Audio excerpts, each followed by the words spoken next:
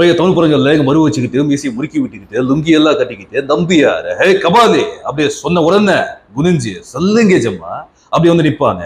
அந்த மாதிரி கபாலி நினைச்சியாடா? கபாலிடா. இப்ப வந்துருச்சுன்னா இது நினைக்கிறேன் ஹைப் ஆயிருக்கும் இருக்கு இப்ப இருக்கிற சோசியல் மீடியா காலத்துல. எஸ், மலேசியால அந்த காலத்துல கபாலி வரும்போது மல்லையில ரிலீஸ் ஆனிச்சு, தியேட்டர்ல. ஆமா, தியேட்டர்ல ரிலீஸ் ஆனிச்சு. அண்ட் அதுக்கு அந்த ஹோல் படத்துக்கு ரஜினிக்கு குரல் கொடுத்த மல்லையில பாத்தீங்கன்னா நம்ம அருண் தான். ரொம்ப கஷ்டப்பட்டேன்.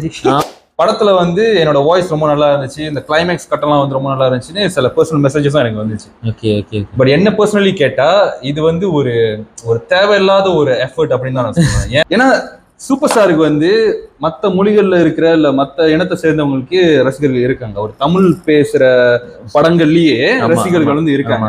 கபாலி வந்து தமிழ்ல ரிலீஸ் பண்றப்ப தியேட்டர்ல போயிட்டு இருந்தப்ப தமிழ் லாங்குவேஜ் வெளியானப்ப கூட மலைய ஆடியன்ஸ் இருந்தாங்க, சைனீஸ் ஆடியன்ஸ் இருந்தாங்க.